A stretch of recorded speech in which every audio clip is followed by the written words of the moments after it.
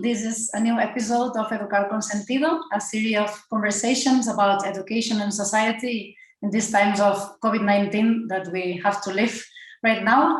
And with my colleague Ezequiel from the NGO Faro Digital, we want to welcome you, Professor Julian Sefton-Green.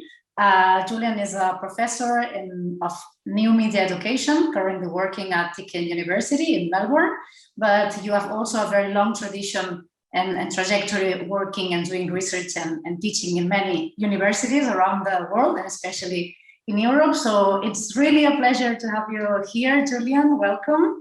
Thank you very much. Yeah, just to start asking you, how are you doing? How are you, and how have been this year and a half? And I think that you have been living half in Australia and in London. How has been this experience? So yeah, I guess in my own very small privileged way, I've got my own story to contribute, which is that I was living, myself and my partner, we were living in Australia, and we were there for 4 years, and I've been working there full time. And then when the pandemic started, it was kind of uncertain to know what was happening, because as you remember, your people watching will remember, although we know what the facts are now, it was very unclear back in 2020, in February, March, what was happening, whether there was a pandemic and how serious it was, and whether it would affect me as a person. But anyway, we decided to come back to London, where I was born and where I grew up, and where my mother is and my son, and we decided to come back, not because I think we were worried about what was happening, but because we thought if we didn't come back, then we might not be able to come back. And this is one of the funny things about the pandemic, or funny is perhaps the wrong word, that it's not, for many people, it hasn't affected them materially, but it's affected their horizons of possibility. So you can't plan in the same way. You haven't got a future. You can't make a decision. You haven't got the same kind of choices. Now, I'm not saying that my circumstances are severe or problematic, but it means that I came back to England last March, and now I have no idea when I can go back to Australia. So I'm working full time for the university in Australia, which sometimes means I have to keep funny hours. But sometimes it's good, because I'm now much more in connection with colleagues and friends in Europe and North America. The time zones are slightly more conducive to collaboration. But it means I can't plan when I'm going to go back. And the kind of world that I was lucky enough to live in, which is one of the academic privilege, where I would move between different universities, different countries for projects, it's not possible to do that in the same kind of way. And all the empirical projects that I've got are very complex to develop and implement, because obviously it's much more difficult to do practical empirical inquiry when you can't be physically present with people.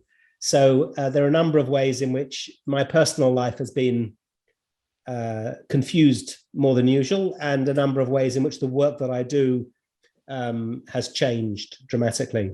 On the other hand, what I would say is that on one level, I've spent the whole of the previous, 30 years, 40 years, no, 30 years, 35 years researching and learning about learning outside of school, researching and learning about how we might, what education might mean more broadly than simply accreditation and qualifications in schools.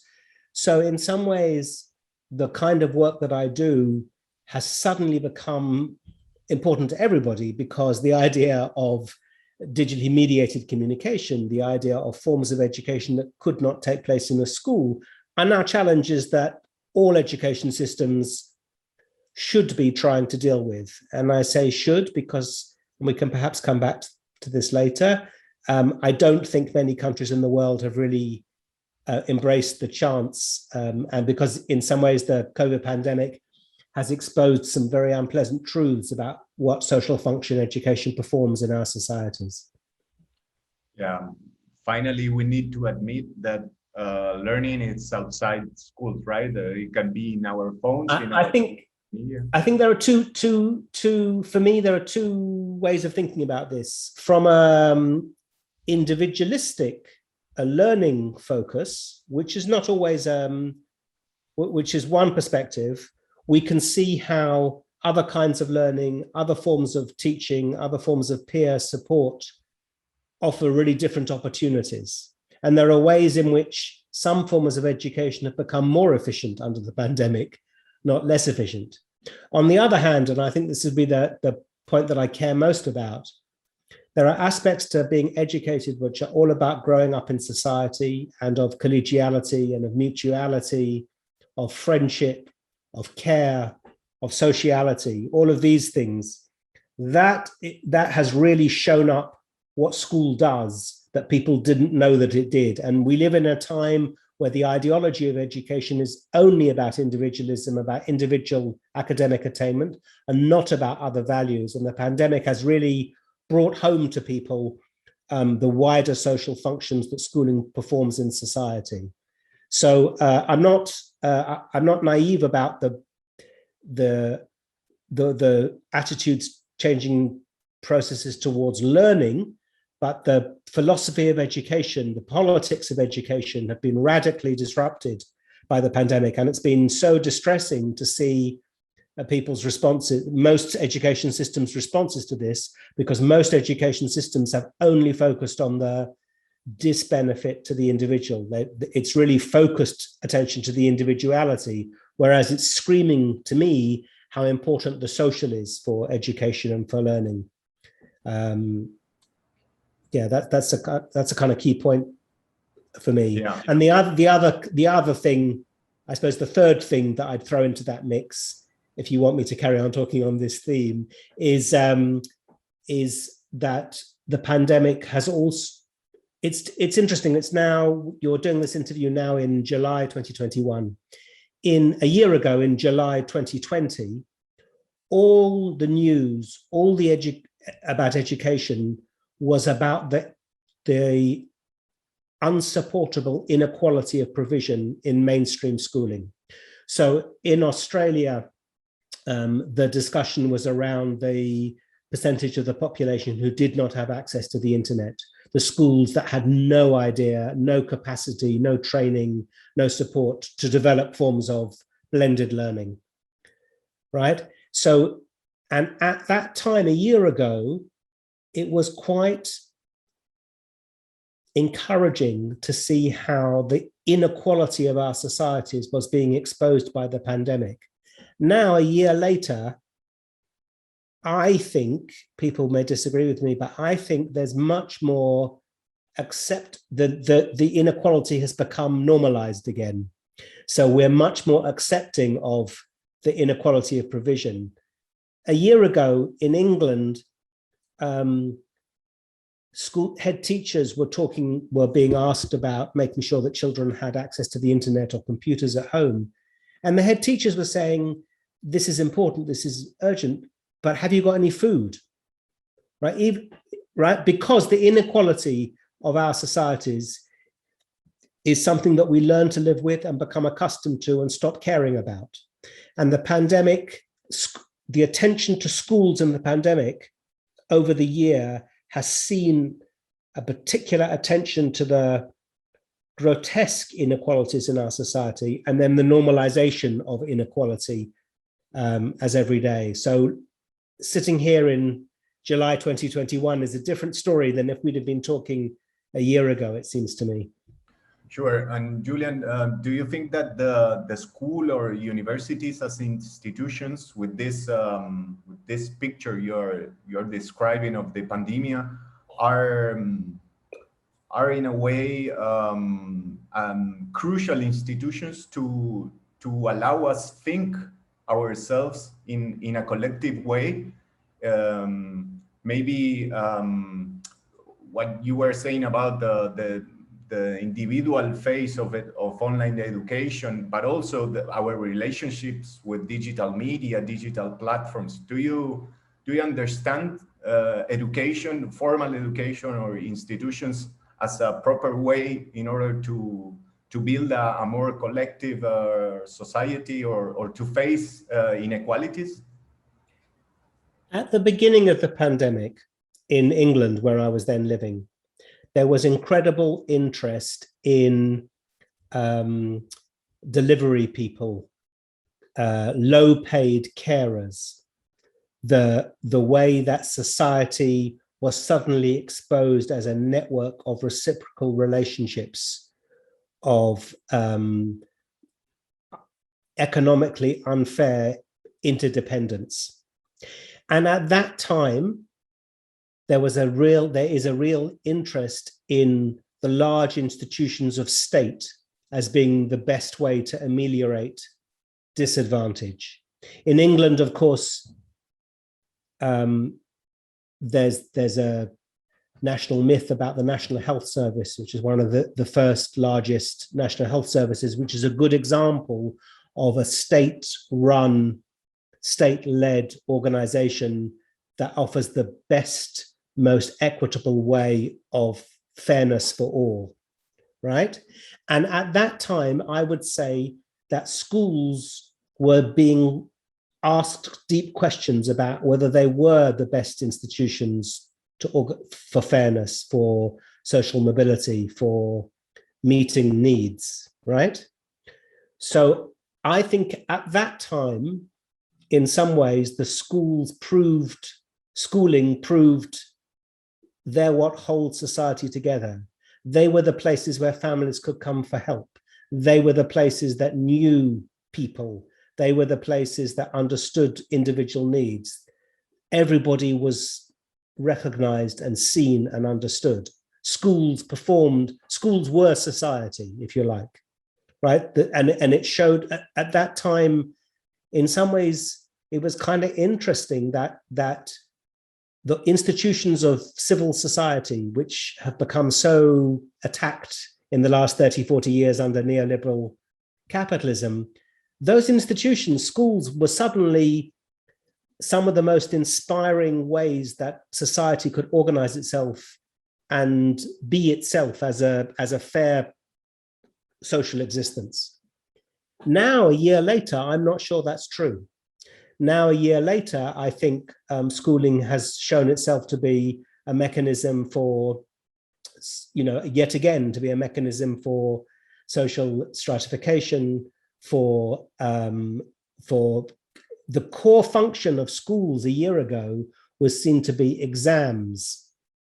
And keeping a year ago when the pandemic was at its height, the key issues were, how can kids get accreditation, which they don't need for learning, but they need so they can be sorted in society? And how can kids be kept out of the home so parents can work? Like the 19th century vision of the school, which was that the parent could go to the factory so that the child, right? And particularly we know now the terrible gendered inequality of the effect of the pandemic, the extremely pernicious, the very unfair ways that women and women's labor has been devalued under the pandemic and all the rest of it, right? So in some ways, schooling, the pandemic proved that schools do a good job for society. They create the conditions, they're important for society. And in some ways, it was an opportunity for education, for civil society, and for the states to revalue what they want from their institutions. Now I'm not so sure what the value is. Now everybody wants to go back to normal. Well, what is normal but unfairness and inequality and lack of opportunity, right? What is, our schools, will people remember that the school was the place that enabled them to get food, that the school was the place that looked after them? Will they remember that the school is the place where you meet people and where you're at your happiest with other people? Right? I don't know. Julian, do you think that, getting back to Michael Apple, that came to my mind when I listened to this, schools were society, do you think that this pandemic and this experience show us that schools can or could change society? Do you think we have this opportunity from schools and university, of course not alone, but to change somehow the way societies work? Through activism, through very large. So part of me wants to say yes, but the other part of me would say The institution which has perhaps become strongest under the pandemic is digital media and forms of digital culture. And digital culture is fantastic in so many ways, but essentially it individualizes and atomizes individuals as consumers. So you could ask yourself, if you were a middle-class parent of a child that enjoyed learning because of the social capital you've given them at home, you could ask them whether they need school anymore or whether they'd be better off on all the platforms to enable them to do better with their learning, that they could do better at maths. If they're on the maths platform, they could do more social science, you know what I mean? And those sorts of things. So you could argue that the pandemic threw up for contemporary society the challenge of socially organized civil institutions versus global oligopolies where digital culture treats people as individual entities. I am not a prophet, and you know, if you get a prophet on the show, give me their address. But I mean that we don't know who's going to win. We don't know whether this challenge between individualized services of learning on digital platforms versus the collective sociality of school will win. We don't know. In different societies in the world, different economic interests will achieve, or obviously win in different, you know, that battle will play out in different kinds of ways.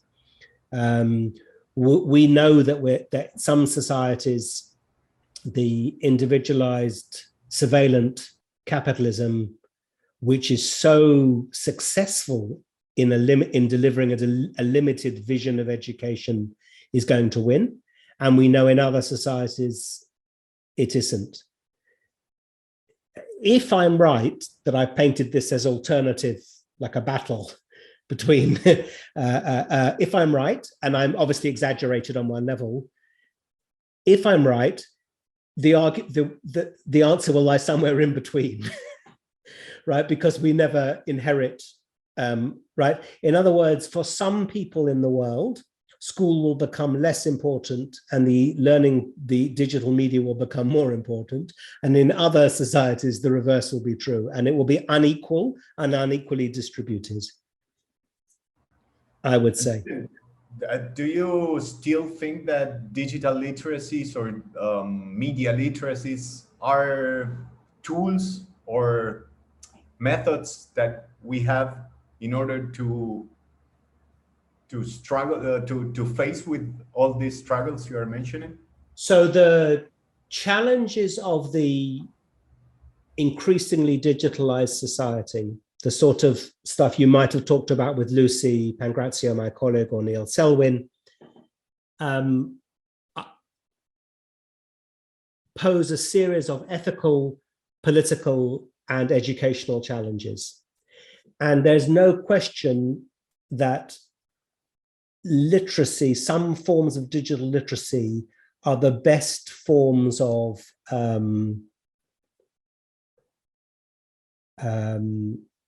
critique that are available to us.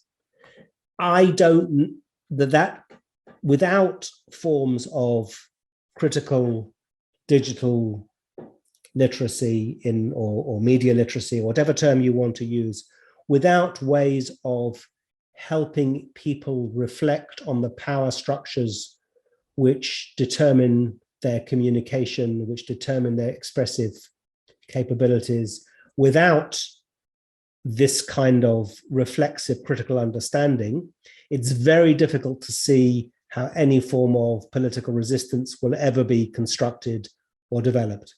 If education systems refuse to take on what I think is an ethical imperative to make the challenge of living in a digitally mediated world central to their curriculum, schooling will, I think, lose its fundamental ethical rationale. So the political rationale of education for democracy, or the political rationale of teaching people social responsibility, of citizenship, all the fundamental ways in which schools have been central to the vision of the body politic in the societies in which they live, whether that's a religious care, whether that's an indigenous responsibility to the land, whether that's a scientific commitment to progress, whatever the value system, schools have been fundamental to the ethical vision of education. There is an ethical need in digital culture to help people negotiate that, and digital literacy is at the forefront of that ethical response.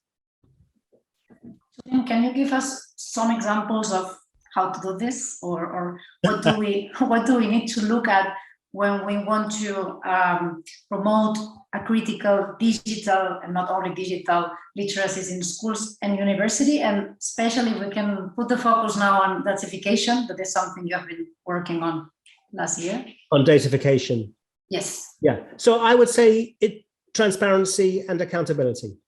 A school is a place where data is produced about students. It always has been, actually, before the digital. Okay. What are the criteria by which you are known and by which you are measured? How can you influence that? How can you know about that? How can you have access to that? How can you challenge that? Right, very kind of what used to be very fundamental principles in exam accreditation, right? In curricula, how all knowledge is produced and represented. So the challenges of learning about how data is given meaning and interpreted has to be part of the curriculum.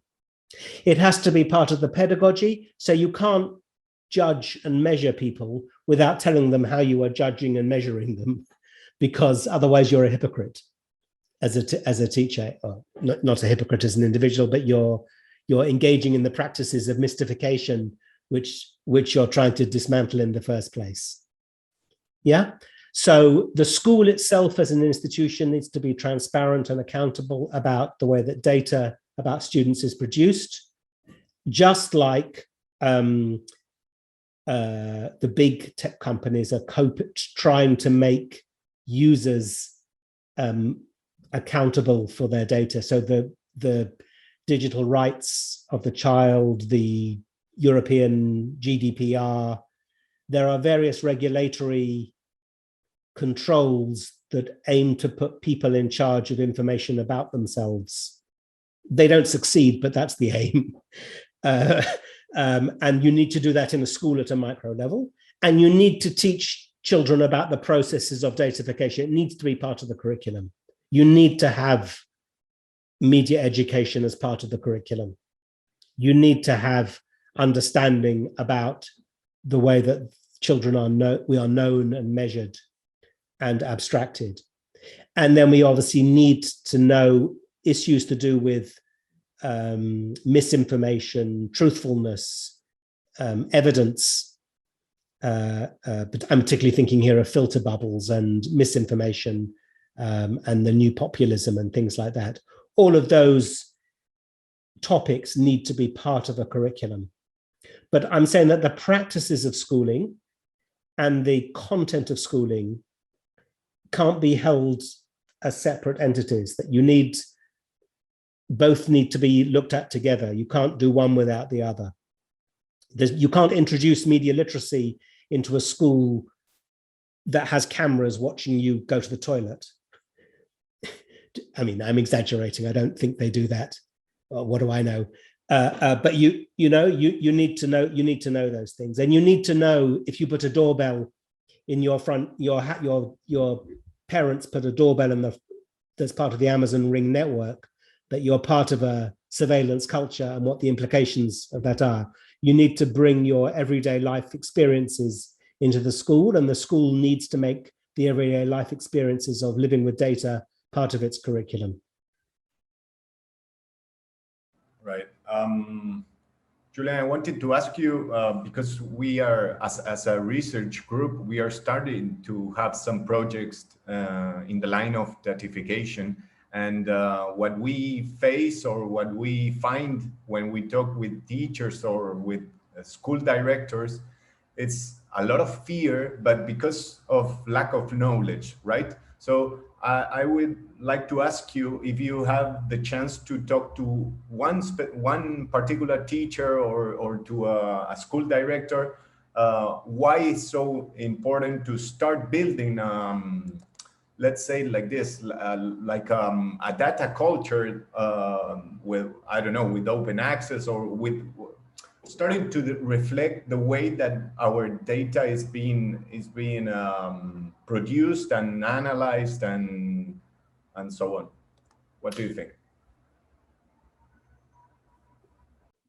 So I know I'm going to, part of the problem is that data on the whole is something that is done to schools rather than schools do. So a lot of local authorities or national state education systems demand data. It's a very hierarchical thing. So part of the difficulty is, how can you tell a teacher, or how can a school principal, ideally, why would it be in their interest to make data the subject of schooling rather than the practice? So I can try and persuade people for ethical purposes. So I can try and persuade them about injustices. You can try and persuade schools to teach children about their rights. So schools that live in areas that are heavily policed, so areas of poverty or with high immigrant or minority populations, are always sensitive to political injustice. Because, and often in those schools, the principal or the teacher will feel it's part of their duty to help children negotiate everyday injustices. So part of the thing to do is to try to help build on individual injustices as systemic injustices. I can do that, we can do that. But what do you do in a school, in the average school, in an average area where nobody's terribly, they don't know that they're being datafied. They've decided they don't really care, because even if Google knows when they go to the toilet or when they're pregnant or whatever mysterious things Google knows about us that we don't even know ourselves, people have decided they don't really care about that, because that's the bargain that they have with society. And that's a very difficult challenge facing all of us, because we are all living in societies of increasing control.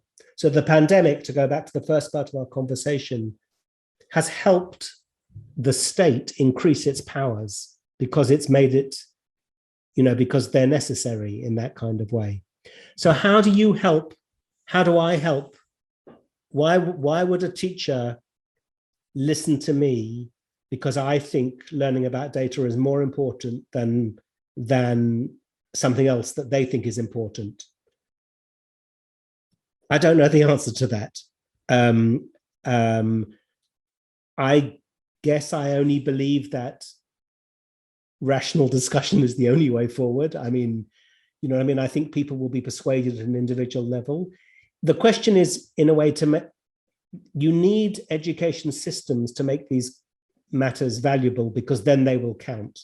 Like, a teacher will not listen to me if they're more concerned about getting a qualification in geography or physics, if they think they've got to make a choice between teaching a child, I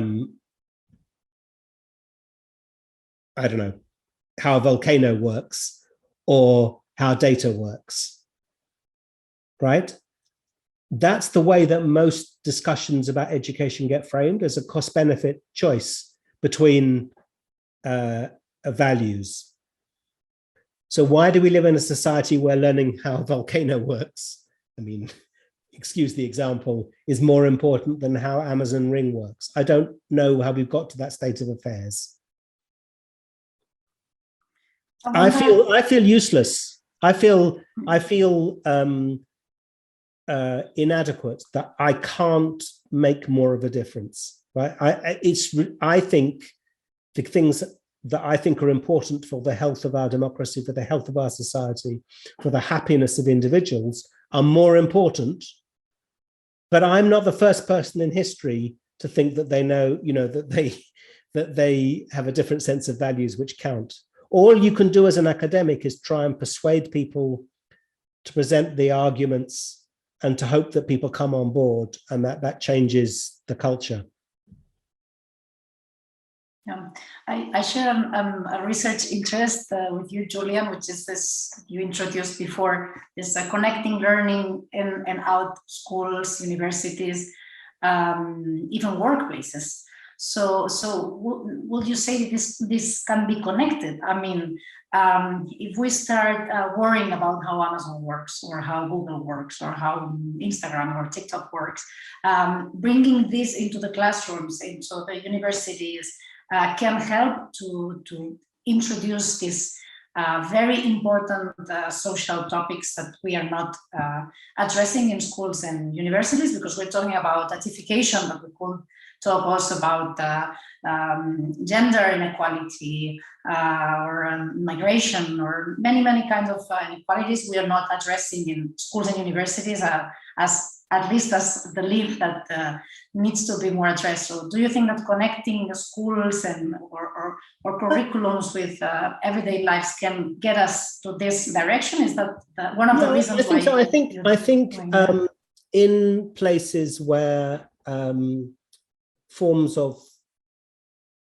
social injustice are to the fore, so in areas where Black Lives Matter was a curriculum issue for young people, in areas where sustainability and climate disaster and climate inequality is, in these circumstances, there's a chain reaction that people start looking at vested interests. And as soon as you start looking at vested interests, you start having to look at digital media, because so many digital media is at the cutting edge of the way that so many vested interests are mediated and maintained and communicated. And then suddenly the door is open to these kinds of discussions, right? You can't, so children and teachers in many parts of the world are really vexed by climate change. They're living in physically difficult circumstances, right? Their economies are affected. Immediately, this opens the possibility for making those kind of connections from people's experiences across domains, across academic fields, the kind of connectedness that you were just talking about, Raquel. So I think that's always a constructive way to build reform movements. The vested interests of everyday life become the material for academic study. Great. Julian, I have one more question. Then Raquel will close the dialogue. I wanted to ask you, in your opinion, do you think that we are facing or living an epistemology crisis in the way that we build and we construct knowledge, and recognizing the way that digital media and internet as a whole is producing and disseminating information? And if you agree with my theory or my thought, how can academia and science could work in order to change this situation or to transform it, right? So I think I don't know this is an empirical fact, but I would guess that everybody at every time in history is always living through an epistemological crisis. So I think if you were in the 19th century and you were worried about the humanities and the growth of science or the growth of industrialization, I think if you were in the 20th century and you were worried about globalization, I think in the 21st century we're worried about the digital. I think every society is always facing challenges about what counts as knowledge, what's politically valued knowledge, what's and what counts, and how can people organize, how can people do good. I think these are pretty constant questions. I do agree, because I don't know any better, that the digital seems to pose questions about scale and management of modern society that seem very new, that seem unparalleled, that the possibilities for surveillance, for AI, are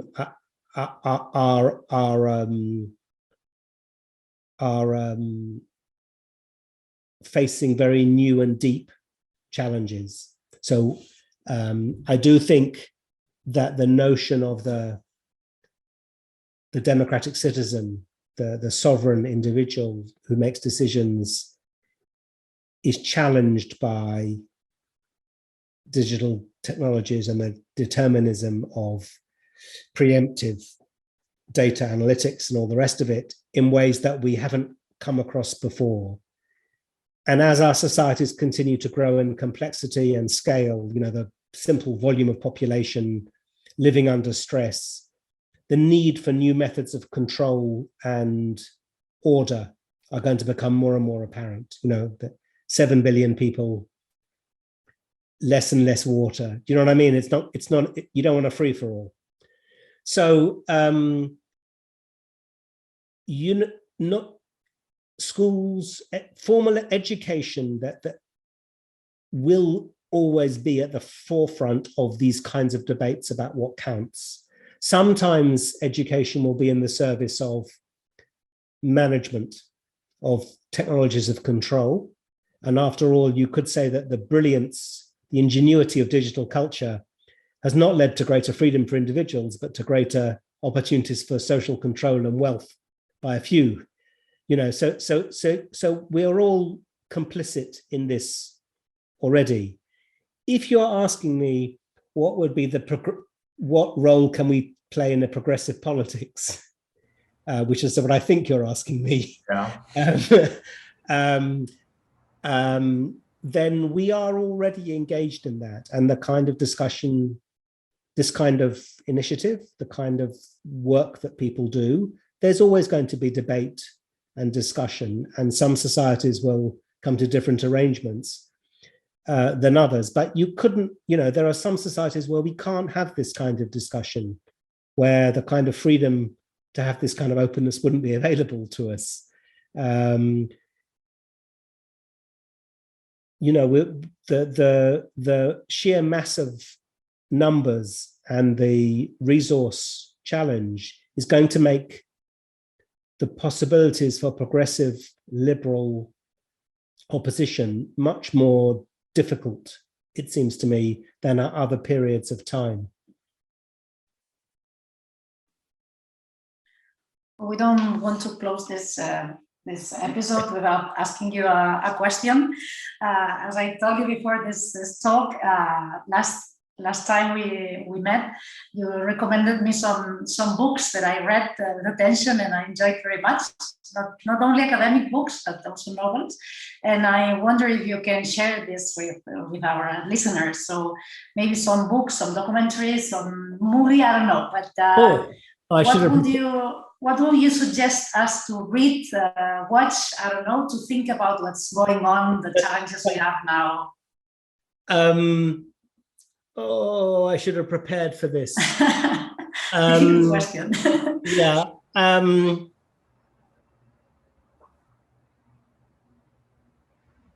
Well, we live in I mean, going back to Ezequiel's question just now, I mean, we live in a time of incredible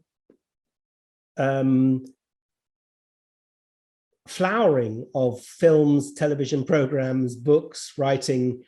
There's no shortage of debate. The question is whether it's just individualized consumption of debate or whether it makes a difference. I mean, there's so much good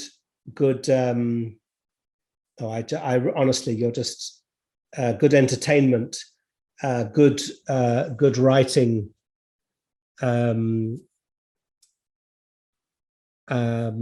good scholarship. And I haven't come up with a single example as I'm answering this question because you've floored me. You can send it later, and we'll share it to the networks. I'll send you my top 5. But I think it's an interesting question that we're not short of scholars, we're not short of brilliant minds, we're not short of creative work, we're not short of you know what I mean? There's of ways of reflecting on our condition. The question is, how dissatisfied are we? Or are we not really that dissatisfied? It's just that we're not in charge. I don't know the answer to that one. Wonderful. Great ending.